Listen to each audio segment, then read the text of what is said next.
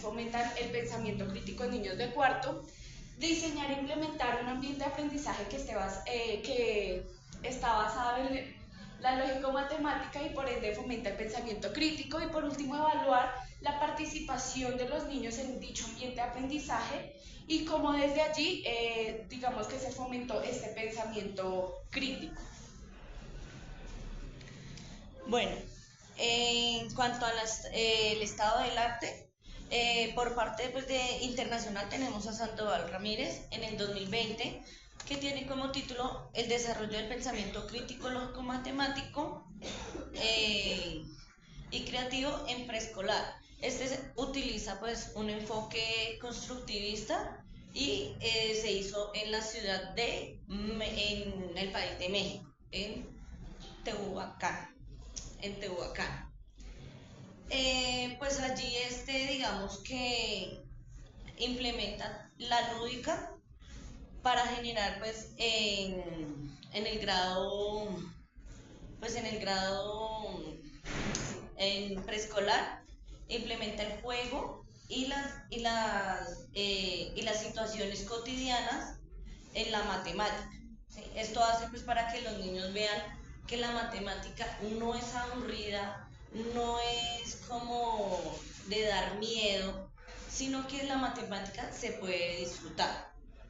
En cuanto No solo eso, sino que aunque está guiado, digamos, a la parte de preescolar, el autor digamos que nos da unas herramientas innovadoras para fomentarla en diversos grados y así poder como cambiar esa perspectiva que se tiene hacia el área de matemáticas. Bueno, seguidamente en cuanto a lo nacional, tenemos a Ramírez Orozco en el 2022. Tiene como título Experiencia STEAM, desarrollo del pensamiento matemático a través de los videojuegos meteorológicos, ¿sí? Se hizo en una vereda que se llama Los Limones, en una escuela rural, donde a pesar que tienen, digamos, como la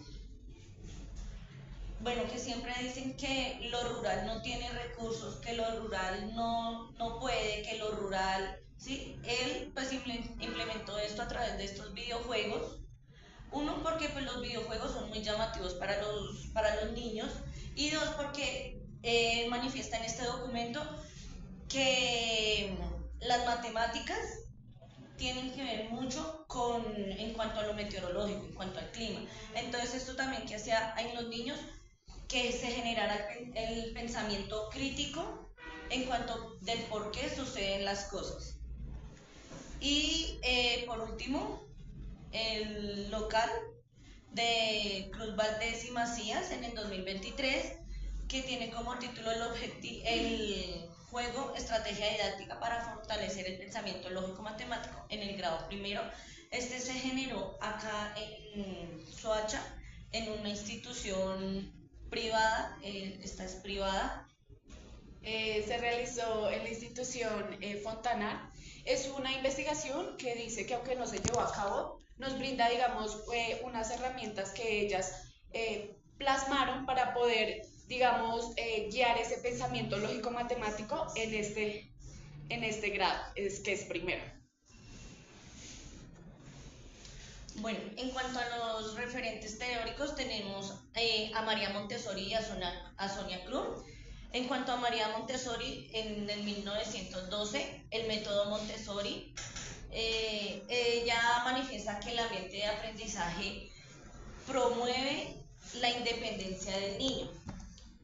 Sonia Klum concuerda pues con María Montessori, además que las dos tienen como similitudes de decir el niño debe desarrollarse en un espacio libre de obstáculos, que cada material debe estar al alcance del estudiante y debe ser manipulable. Asimismo también que se genere un clima pues, positivo y asertivo en cuanto a la relación de estudiante-docente y docente-estudiante. En la infancia tenemos a Jean Piaget en 1994, la representación del mundo en El Niño y a Ignacio Iturbe 2011 en Diamantes por Pulir. ¿Sí? Pues de Jean Piaget ya sabemos que él genera pues diferentes etapas, que cada niño se desarrolla en su etapa y a su ritmo. Ignacio, por otra parte, él manifiesta que, bueno, que la infancia termina pues a los 7 años y que de allí, de los 7 años a los 12, manifiesta que empiezan a vivir una segunda infancia, que empieza ya a relacionarse pues con su mundo y con el mundo de otros. Dentro de la lógica matemática abordamos a Howard Gardner en 1983 en su libro de Estructuras de la Mente, donde Gardner establece que el ser humano no cuenta solamente con un tipo de inteligencia, sino con 7, y desde allí abordamos la inteligencia lógico-matemática, donde él nos establece que esta abarca la capacidad de manejar números, relaciones y patrones lógicas de manera eficaz. Por otra parte, tenemos a Russell y North en 1910 en su libro Principia Matemática, donde los autores nombran que la lógica es la base principal para fomentar la matemática y que desde allí se crean estos principios lógicos para los principios matemáticos, qué pena, que están derivados de la verdad. Para el pensamiento crítico abordamos a Paulo Freire en 1970 en su libro La pedagogía del oprimido, donde Freire hace una fuerte crítica a la pedagogía tradicional que se ha estado llevando a cabo y propone una pedagogía liberadora en donde establece que los estudiantes deben ser quienes construyan su conocimiento y desde allí generen esa criticidad que la llama emancipación. Y a José Carlos Ruiz en 2018 en su libro El arte de pensar, donde el autor establece que el pensamiento es lo que nos diferencia de los demás seres vivos, pues desde allí nosotros forjamos nuestro carácter y digamos que tenemos esa capacidad de interpretar y comprender lo que está sucediendo en el entorno. Bueno, en el marco legal pues tenemos la Convención de Derechos del Niño de 1989, en el artículo 18, en el artículo 28, donde se estipula pues que todos los niños deben de tener derecho a la educación y que esta debe ser gratuita. Tenemos también pues la Ley General de Educación, la Ley 115 de 1994, en donde en el artículo 23 manifiesta pues las materias obligatorias que deben de abordar en cada institución. Entre ellas se aborda que la matemática debe ser obligatoria.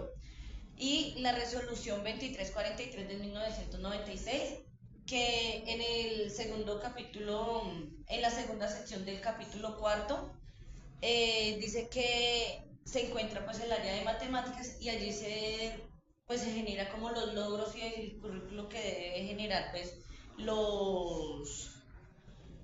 las instituciones en cuanto pues a los estudiantes. Listo, para nuestra metodología el enfoque que vamos a utilizar es el enfoque cualitativo, con un diseño, investigación, acción participativa y con un paradigma interpretativo. Pues en esta metodología abarcamos los 5 pensamientos matemáticos, que es el numérico, el espacial geométrico, el de medida, el aleatorio probabilístico y el variacional, en donde en cada uno de ellos pues realizamos diferentes talleres que corresponden entonces el numérico, el reto numérico. En este se basaba pues que los estudiantes debían pues de hacer como unos banderines del 1 al 20 y así pues lanzar unos dados y hacer una operación matemática, o sea, suma, resta, multiplicación y división.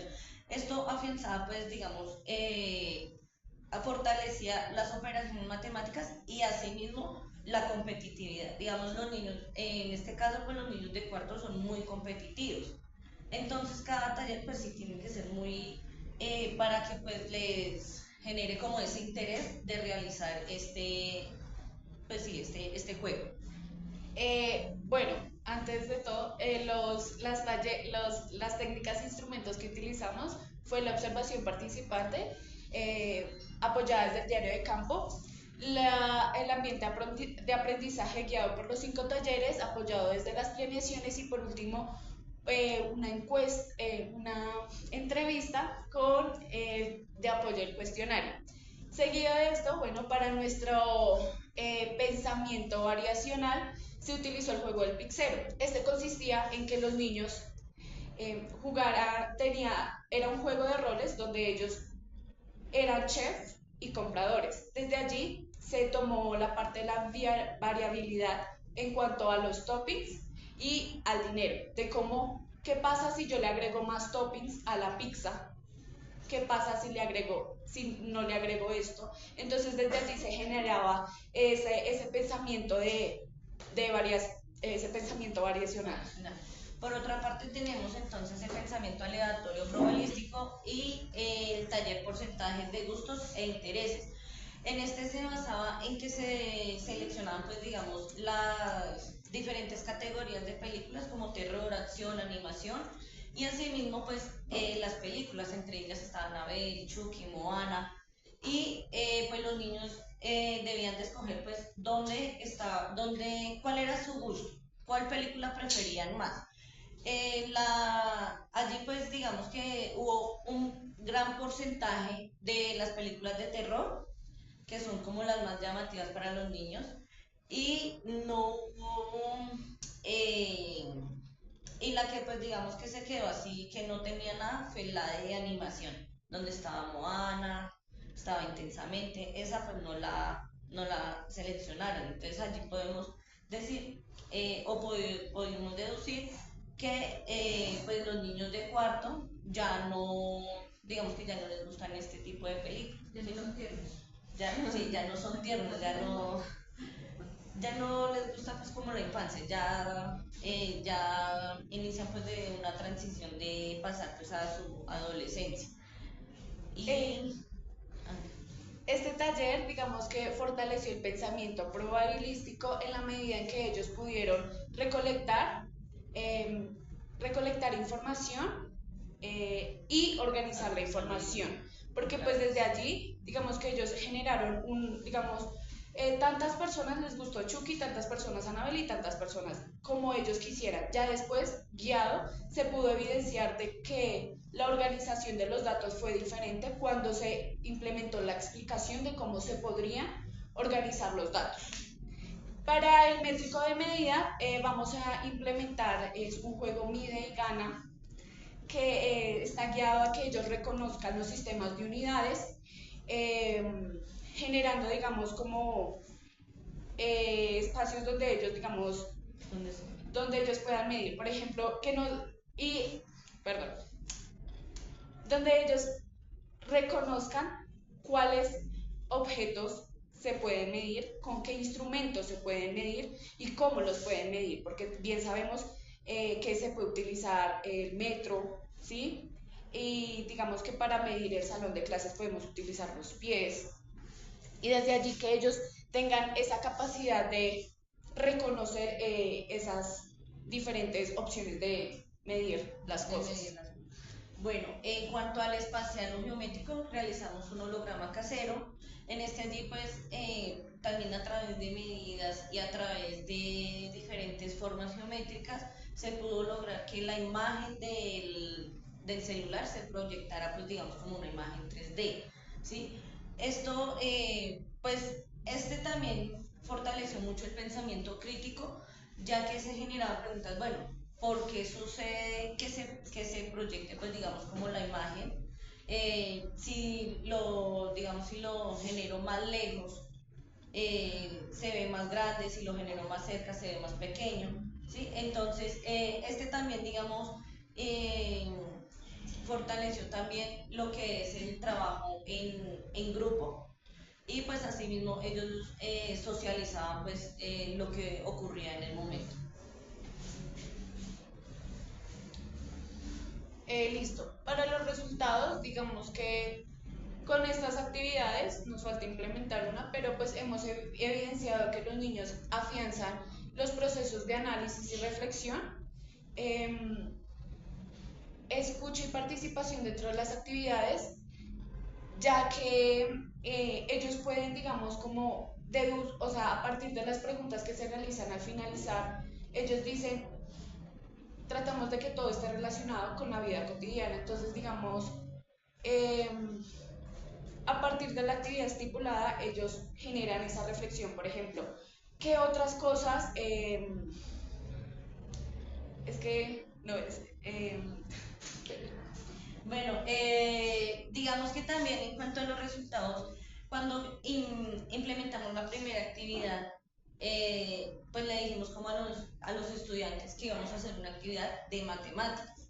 La reacción de ellos fue de una manera muy negativa, porque empezaron a decir como, ay, no, ay, matemáticas, ¿sí? Esto también sucede porque los estudiantes, pues no, primero pues no habían tenido matemáticas, no tenían un docente de matemáticas. Segundo, por experiencias previas que le habían sucedido, pero ya a partir de la primera implementación del taller y pues en los demás ya se nota un avance positivo en cuanto a los niños las matemáticas, porque digamos las matemáticas sí, pues son suma, resta, multiplicación y división, ¿sí? Pero además de eso, también son otras cosas, como digamos los sistemas de medida, como, pues digamos como lo decía en el libro de Russell, que las matemáticas pues son una verdad. ¿Sí? Y nosotros estamos, digamos, en todo momento estamos relacionados con la matemática. Entonces, a través de estos talleres, de manera lúdica, pues pudimos observar que los niños sí tienen pues ya una relación positiva en cuanto a las matemáticas.